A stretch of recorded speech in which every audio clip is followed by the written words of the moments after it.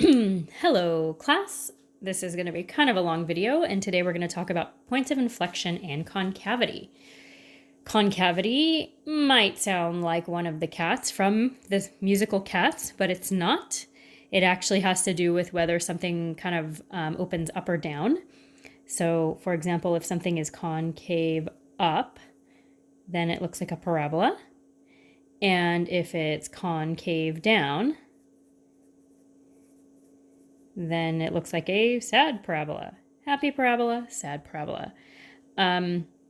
Lines, linear functions, have no concavity whatsoever, but you can have cubic functions that have both concave up, which I'm going to abbreviate as CU, and concave down, CD, like that. And you can have different parts, like, fourth degree polynomials, where you've got different regions that are concave up and some regions that are concave down. So functions can have both of them at the same time, and they can have them in different areas. Something that you need to know, this is, remember we took second derivatives before. The reason we did that is, here we are. If the second derivative is greater than 0, meaning it's positive, then we know that f is concave up. So if it's positive, it's happy. Yay, happy parabola. If it's negative, if the second derivative is negative, then f is concave down, sad. It's sad parabola. Let me highlight that so we know, again, second derivative is positive, we're concave up. Second derivative is negative, we're concave down. And wherever it is that the function changes concavity is called a point of inflection. The point of inflection is where the function changes concavity. And today's work is going to be looking for that. Is looking for where functions change concavity. Now, some functions don't, like linear functions don't, and parabolas don't, because they're always either happy, or sad. They're always one or the other. Linear functions never change concavity because they don't have any concavity to begin with. But most other polynomial functions go up and down, and at some point, they do change concavity. And our steps for today, I'm going to turn the page, because if you need to, you can always pause this. So I'm going to turn it. And if you need to write that down, you can pause it and write it down. And what our steps are going to be is, number one, we're going to find the second derivative, f double prime, at x. We're going to set it equal to 0, set f double prime at x equal to 0, and solve. This should sound and look very familiar because it's very similar to what you just did in 3.3, except for there you used the first derivative and you found critical numbers. Now you're finding inflection points. And then we're going to set up intervals and test.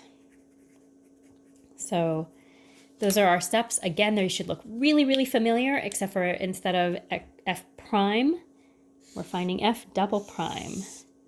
F double prime is actually like a super duper transformer. It's much stronger than Optimus prime. It would be Optimus double prime, but he's not. He's just one prime. So he can help you find intervals, but he can't find you points of inflection. I'm going to start with this example. F at x equals 1/3 x cubed minus x. And the first thing I'm going to do, I'm going to find that second derivative. I have to find the first derivative first in order to find the second derivative. So first I find the first derivative. I move that 3 over and I get x squared minus 1. And then I find the second derivative. And that's just 2x. Oh, that's nice and easy. The next thing I'm going to do is set it equal to 0. to x equals 0, and I'm going to solve. That's pretty straightforward as well. Most of you can probably do this in your head, and I get x equals 0. Now, to see if this is actually a point of inflection, I'm going to set up some intervals. I'm going to do that over here for space reasons, and I'm going to set up my interval negative infinity to 0 and 0 to infinity. So only 2 intervals, which is nice. And I'm going to pick some point. I don't know what point, maybe something less than 0. How about -1? And something greater than 0. And I'm going to plug it in into the second derivative. So this time we're plugging into the second derivative. F double prime at -1. F double prime at +1. And I'm going to see if it's a positive or a negative. And when I evaluate, I get 2 times -1 is -2. That's negative. And 2 times 1 is +2. That's positive. These points, these numbers don't matter at all. All that number matters is that 1 is negative and 1 is positive. And so that tells me that F, you probably just heard my marker cap break, fall. So f at x is concave up on 0 to infinity and concave down on -infinity to 0. And that means that we have a point of inflection. And if I want to know what that exact point is, I'm going to plug it into the original function. So this is my original function, my OF. This is my OF. If it was g at x, it would be my OG. And I'm going to plug in that 0 into there to find out what the actual point is. Where does it really happen? Where's all the action really happening? This one's really easy because it's just a bunch of zeros. 0 cubed is 0, and 1/3 times 0 is 0, minus 0, it's all 0. So that means that 0, 0 is a point of inflection.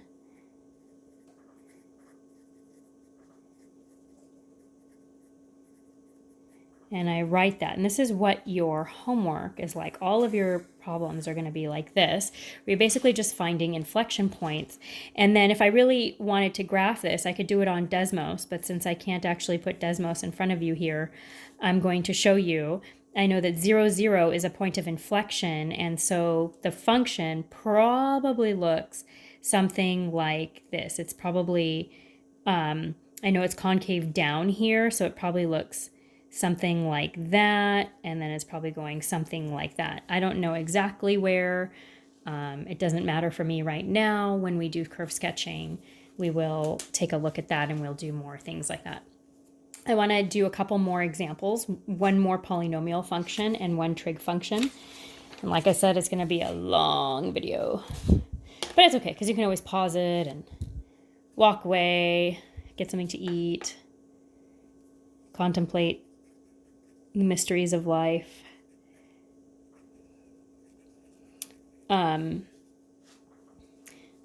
And so here's another function, f at x equals x to the 4th minus 4x cubed.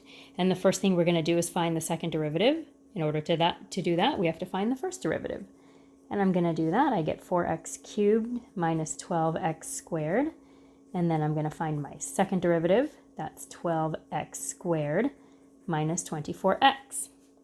What I'm going to do with this is set it equal to 0 and solve it.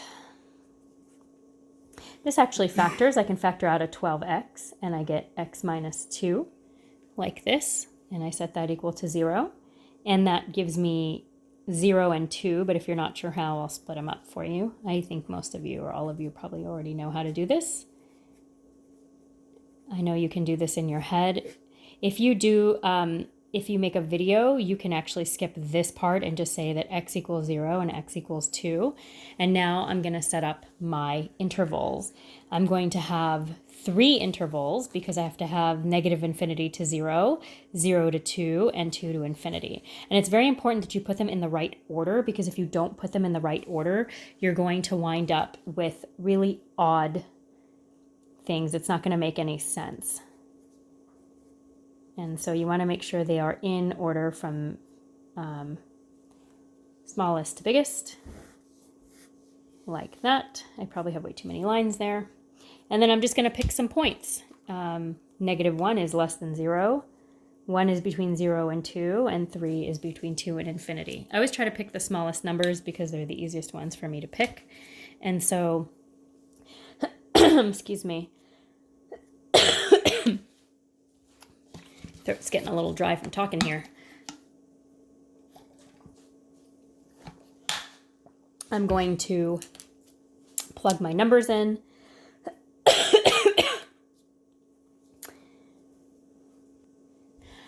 So I just plug into my second derivative, and I wind up with, this is going to be squared, so I get 12, and negative times negative is positive. 12 plus 24 is going to give me a positive number. Here I get 12 minus 24. That's going to give me a negative number, and this winds up being 12 times 9 minus 24 times 3. I'm pretty sure 12 times 9 is bigger than 24 times 3, and so it's positive because I think 24 times 3 is 72 and 12 times 9 is 108. So I wind up with these positive numbers, and I can make a conclusion. I can conclude that, oops, one color marker, here we go, that f at x is concave up on negative infinity to 0 and 2 to infinity, and concave down on 0 to 2. And then if I want to know what the exact points are, I would take 0 and 2 and plug them in to the original function, and that would give me the actual points of inflection. And I'm going to do that right now. 0, that's just 0, because it's all a bunch of zeros. That's why I love zeros. They're so easy. They're like the easiest number ever. 2 is not that easy. 2 to the 4th is 16 minus 4 times 4. Hey, wait a minute. What do we get here? Did I do that right? Is that, oh, it's cubed. Look, I made an error. This is still 0, but this is 4 times 8. And so I wind up with 16 minus 32, which is negative 16. And so 0, 0, and 2, negative 16 are points of inflection. If you graph that on Desmos, you will actually see where part of the function opens up and part of the function opens down. I can't show you the Desmos here, so unfortunately, we're going to have to just take my word for it. Just believe me. Don't ask why. The last thing I want to do is a trig example so that you can see what it looks like with trig. And hopefully I have enough space on this paper. I feel like I'm not going to. You know what? I'm going to use another sheet of paper. If you need to see this more, you can pause it. I'm going to turn and do the very last one, which is f at x equals x over 2 plus cosine x. And because I want to find my second derivative, I have to find my first derivative. This is just going to be 1/2 because x over 2 is the same as 1/2 x, like that, and the derivative is just a half. The derivative of cosine is negative sine. And then I want to take the second derivative, and this is going to be 0. The derivative of 1/2 is 0. The derivative of negative sine is negative cosine. Now I have my second derivative. I'm going to set it equal to 0. That means cosine of 0 equals x. And I have to think about, where is cosine equal to 0? Well, cosine is equal to 0 at pi over 2 and 3 pi over 2. Often there are going to be at least 2 angles. Sometimes there aren't, but a lot of times there are. If it's squared, you're probably going to have 4 angles because you'll be in every single quadrant. When it's 0, if you're on the quadrant angles, I think there's always 2 quadrant angles, either 0 and pi or pi over 2 and 3 pi. I'm going to set up my intervals down here. 0 to pi over 2, pi over 2 to 3 pi over 2, and 3 pi over 2 to 2 pi. And then I'm going to pick some angle that is between 0 and pi over 2. Unfortunately for us, we can't use quadrant angles for this, so I'm actually going to pick pi over 4 because I like that angle. It's an easy angle. Between pi and 3 pi over 2, I'm going to pick pi. Sorry, between pi over 2 and 3 pi over 2, I'm going to pick pi. That's a nice easy one.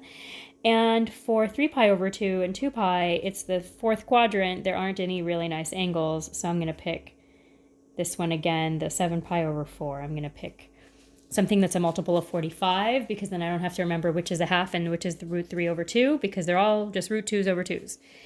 Then I have to think, what's the cosine of pi over 4? It's root 2 over 2, but there's that negative. That negative is coming in here. And so this gives me a negative. Cosine of pi is -1. Well, the negative times negative becomes positive.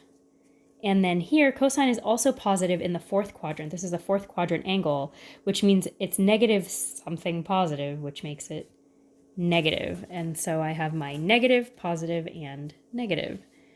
And I can write my nice long sentences that f at x is concave up. And this is what I ask you. Notice in all of these examples, I list the concave up first and then the concave down. And I would like you to do that as well. Pi over 2 and 3 pi over 2. And it is concave down on 0 to pi over 2 and 3 pi over 2 to 2 pi. I really urge you to graph these on Desmos. If we were in class, I would have Desmos right up next to this on the screen, and I would be showing you the angles and oohing and ahhing at everything. But because we don't have it, I have to do it like this. Now, if I want to find out what the actual points are, then I have to plug them in. I have to plug in pi over 2 and I have to plug in 3 pi over 2 to the original function. And that takes a little bit of doing because we've got some fractions already. It has to look like that. Now, one thing that's nice about it is cosine of pi over 2 is 0, so who cares about that?